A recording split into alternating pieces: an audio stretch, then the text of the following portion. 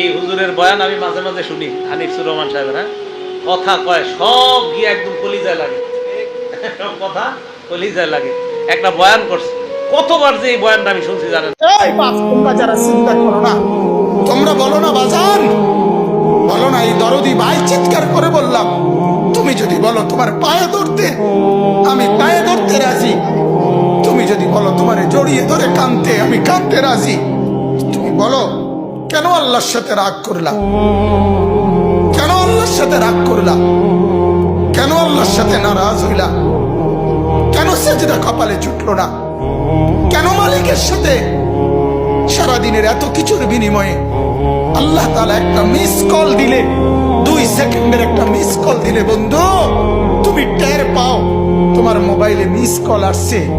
এত বড় মসজিদে 6টা মাইকের হরন দিয়া আল্লাহু আকবার বলে তোমারে ডাক দেয়, তোমার একটাবারও কানে লাগে না, বিবেকে লাগে না।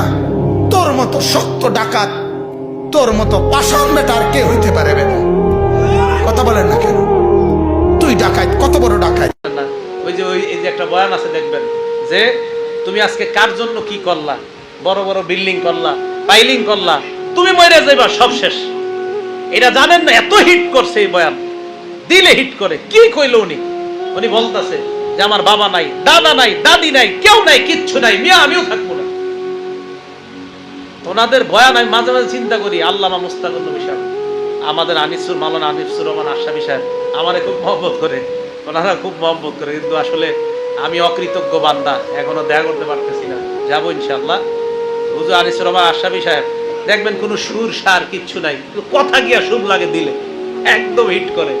কি আজীব এক ইয়া। আমলি মানুষ তো, আমলি মানুষ তো যা কয় তাই ভালো লাগে। আমলি মানুষ দেখবেন যা কইব এটাই ভালো লাগে। আপনাকে যদি একটা থাবরও দেয় আমলি মানুষ, জি হুজুর মারেন আমারে মারেন, তাও ভালো লাগবে।